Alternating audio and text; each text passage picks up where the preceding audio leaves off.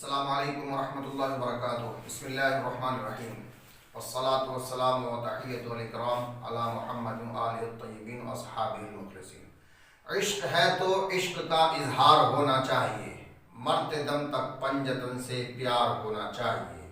ڈھونڈ لیں گے اس کو آقا حشر کے میدان میں، پر غلام احمد مختار ہونا چاہیے۔ عزیزان محترم، آج کا یہ ویڈیو بڑا اہم ہے اور بڑا خاص ہے، اس کو ضرور دیکھیں۔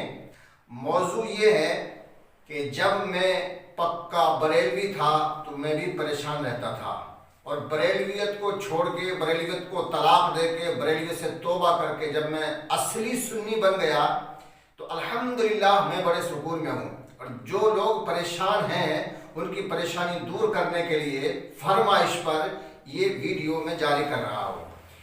پریشانی یہ ہے کہ بخاری اور مسلم یہ دو بڑی صحیح کتابیں مانی جاتی ہیں، لیکن جب ہم معاشرے میں نکلتے ہیں تو کچھ منکر حدیث بھی ہوتے ہیں، کچھ دوسرے لوگ بھی ہوتے ہیں، اور جب ہم سے پوچھتے ہیں کہ جن کتابوں کو تم صحیح مانتے ہو اس میں تو گستاخانہ عبارتیں ہیں، تو ہمیں پہلے یقین نہیں ہوتا تھا، کیونکہ ہمیں مدرسے میں صحیح بخاری پڑھائی جاتی تھی، صحیح مسلم پڑھائی جاتی تھی، دورہ ہوتا تھا، تو وہاں یہ ساری چیزیں ہم سے چھپا لی جاتی تھیں، اور اگر ہم سوال کرنے کی کوشش کرتے تھے تو کچھ نہ کچھ کہہ کے ٹال دیا جاتا تھا۔ اب آپ کہیں گے کہ ہم نے تو آج تک سب سے یہی سنا ہے کہ بخاری صحیح کتاب ہے، اصح الکتاب بعد کتاب اللہ، اور صحیح بخاری بعد از کلام باری۔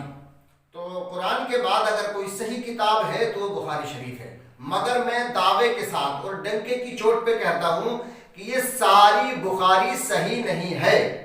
اس لیے صحیح نہیں ہے کہ اس میں اللہ تبارک و تعالیٰ کی شان میں بھی گستاخی ہے، حضور اکرم صلی اللہ علیہ وآلہ وسلم کی شان میں بھی گستاخی ہے، اہل بیت کی شان میں بھی گستاخی ہے، ازواج مطہرات کی شان میں بھی گستاخی ہے، اور صحابہ کرام کی شان میں بھی گستاخی ہے۔ اللہ تبارک و تعالیٰ کو کہیں جہنمی بتایا گیا ہے، اور رسول اللہ صلی اللہ علیہ وآلہ وسلم کو کہیں خودکشی کرنے کا ارادہ دکھایا گیا ہے، کہیں حضرت موسیٰ علیہ السلام کو نعوذ باللہ من ذالک ننگا دکھایا گیا ہے، اور کہیں حضرت ام المومنین عائشہ صدیقہ رضی اللہ تعالیٰ عنہا کو غسل کر کے یعنی ننگا دکھایا گیا ہے۔ تو اس میں جو ہے یہ ساری توہین ہے، اور وہ اس بخاری کے اندر موجود ہے۔ جو لوگ صحیح کہتے ہیں میں ان کو یہ دکھا رہا ہوں تاکہ لوگ یوں نہ کہیں کہ صاحب ہمیں پتہ نہیں تھا۔ یہ ہے صحیح بخاری شریف،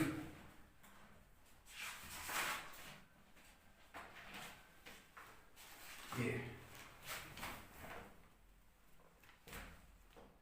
صحیح بخاری شریف جلد ہے اس کی 2، کتاب التفسیر، سورہ قاف کی تفسیر۔ اس میں یہ لکھ رہے ہیں، باب نمبر ہے 856 اور حدیث نمبر ہے 1956۔ یہ کہہ رہے ہیں عن انس رضی اللہ عنہ عن نبی صلی اللہ علیہ وسلم قال یلقى في النار وتقول هل من مزید حتى يضع قدمه فتقول قد قد۔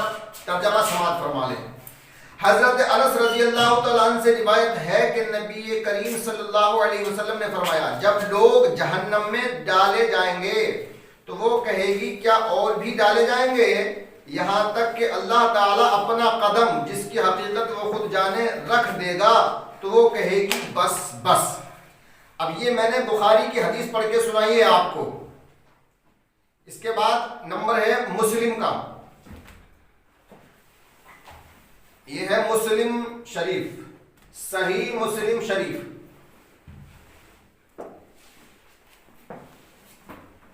یہ صحیح مسلم،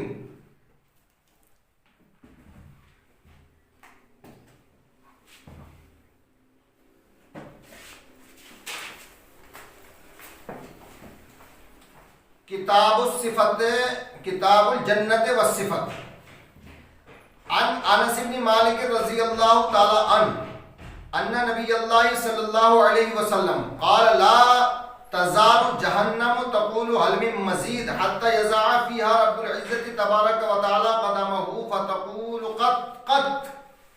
ترجمہ، انس بن مالک رضی اللہ عنہ سے روایت ہے، رسول اللہ صلی اللہ علیہ وسلم نے فرمایا ہمیشہ دوزخ کہتی رہے گی اور کچھ ہے اور کچھ ہے، یعنی اور لوگوں کو مانگے گی، یہاں تک کہ مالک عزت والا، بڑی برکت والا، بلندی والا اپنا قدم اس میں رکھ دے گا، تب وہ کہنے لگے گی بس بس قسم تیری عزت کی، اور ایک میں ایک سمٹ جائے گی۔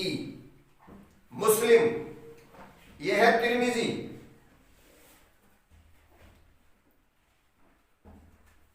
جامع ترمذی،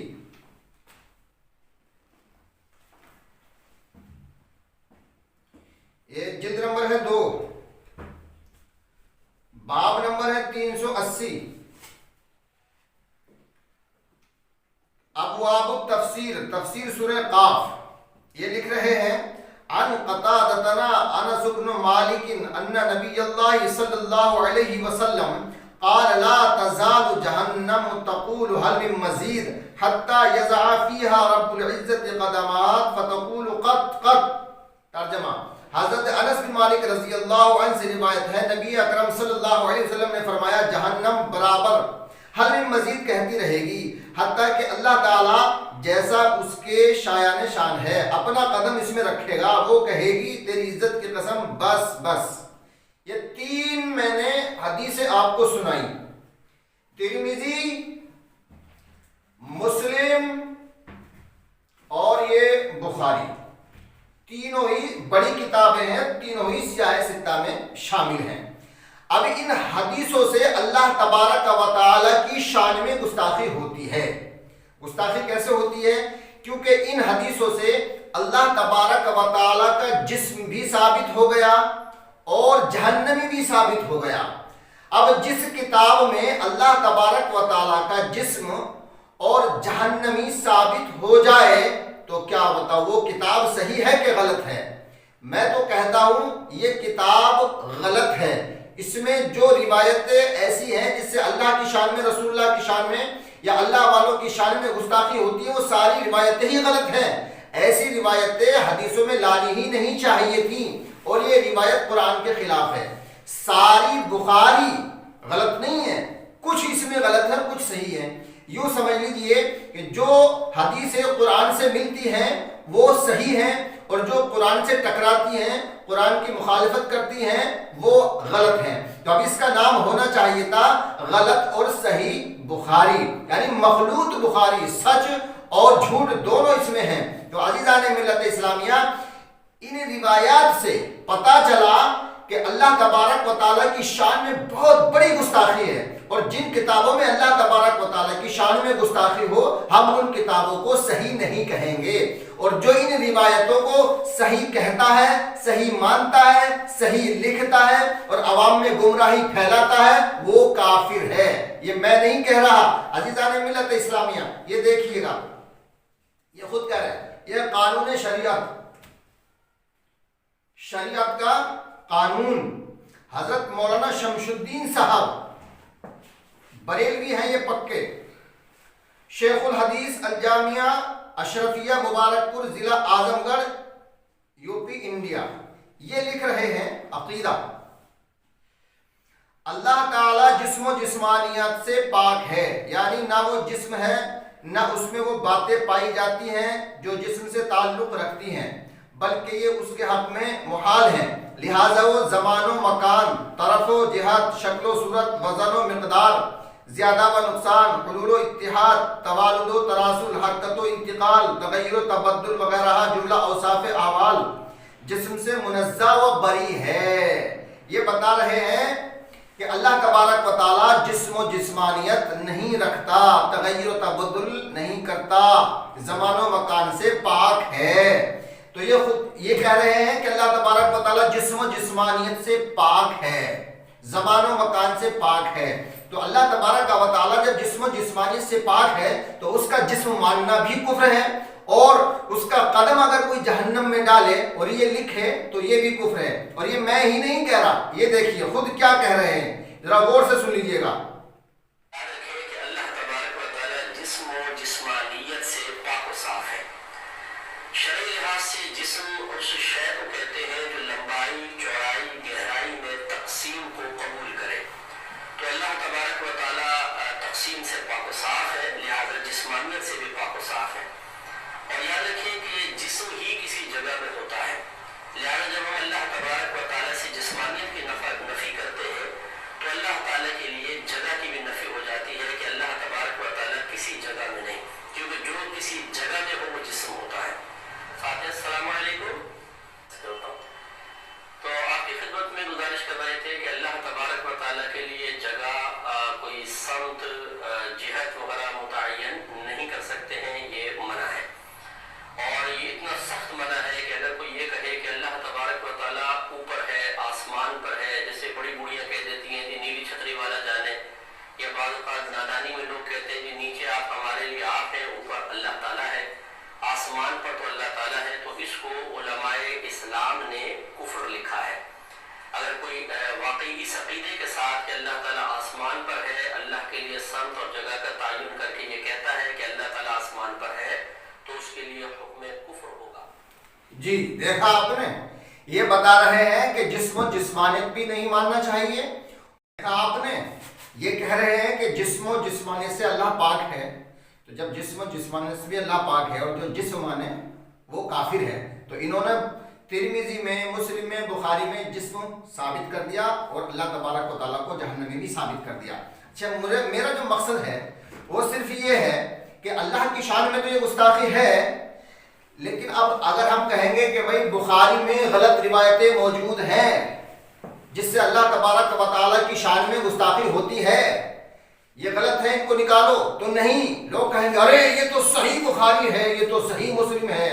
زبردستی مولوی لوگ، یزیدی، خارجی، ناسبی، مفتی زبردستی کہتے ہیں ان کو مانو، ان کو مانو۔ ارے یہ کہاں لکھا ہوا ہے کہ جھوٹ کو مانو، غلط کو مانو، الزام کو مانو، باقی چیزوں کو مانو؟ زبردستی منوانے کی کوشش کرتے ہیں۔ اور یہ حدیث مجھے مطلب طرق سند سے نہیں ہے، اسماء اور رجال سے مطلب نہیں ہے، مجھے جرح اور تعدیل سے مطلب نہیں ہے، مجھے مقصد یہ ہے کہ یہ جو روایت ہے یہ قرآن سے ملتی ہے کہ نہیں ملتی ہے، قرآن اس کی تائید کرتا ہے یا تردید کرتا ہے۔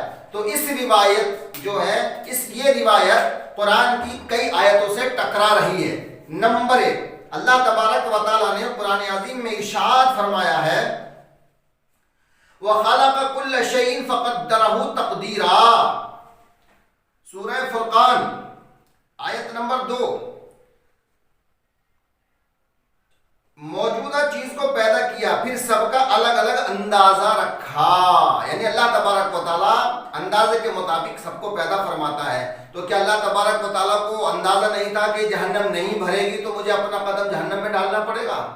اگر اس حدیث کی تحقیق اور تدقیق کی جائے، گہرائی اور گہرائی سے دیکھا جائے، تو بات بہت آگے بڑھتی ہے اور بہت آگے پہنچتی ہے۔ عزیزان ملت اسلامیہ، اس آیت کی یہ روایت مخالفت کر رہی ہے، یعنی قرآن نے اس روایت کی تصدیق نہیں کی ہے۔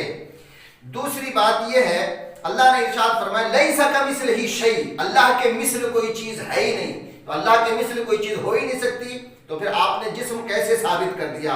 اس آیت سے بھی یہ حدیث ٹکرا رہی ہے، یعنی یہ روایت قرآن کی مخالفت کر رہی ہے۔ اللہ نے فرمایا انا کل شیء خلقناہ بقدر، ہم نے ہر چیز کو اندازے سے پیدا کیا ہے۔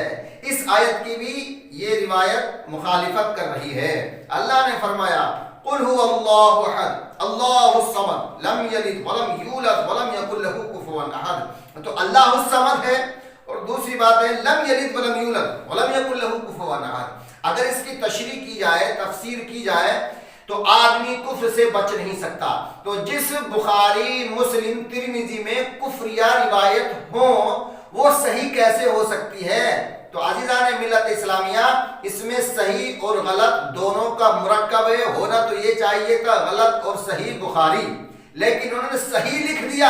صحیح لکھنے کا مقصد ہی یہ ہے کہ اس میں کچھ غلطیاں تھیں جس کی وجہ سے انہوں نے صحیح لکھا ہے۔ تو میں ببانگ دہول ڈنک کی چوٹ پہ کہتا ہوں کہ بخاری، مسلم ساری صحیح نہیں ہیں اور ساری غلط بھی نہیں ہیں، جو اس میں غلط روایتیں ہیں ان کو نکال دینا چاہیے، اور صرف صحیح وہ ہیں جو قرآن سے ملتی ہیں۔ اگر کسی کو مناظرہ کرنا ہو تو میں اس ٹاپک پر بھی مناظرہ کرنے کے لیے تیار ہوں، جب چاہے جہاں چاہے جیسے چاہے مجھ سے کوئی مناظرہ کر سکتا ہے. اور یہ بھولے بھالے ہمارے سیدھے سادے مسلمان ان یزیدی مفتیوں کے چکر میں نہ پڑیں بلکہ خود عقل سے بھی کام لیں.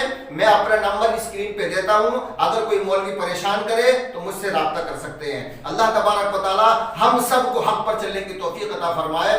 آمین وآخر دعوانا ان الحمدللہ رب العالمین. استغفر اللہ ربی من کل ذنب واتوب الیہ. لا الہ الا اللہ محمد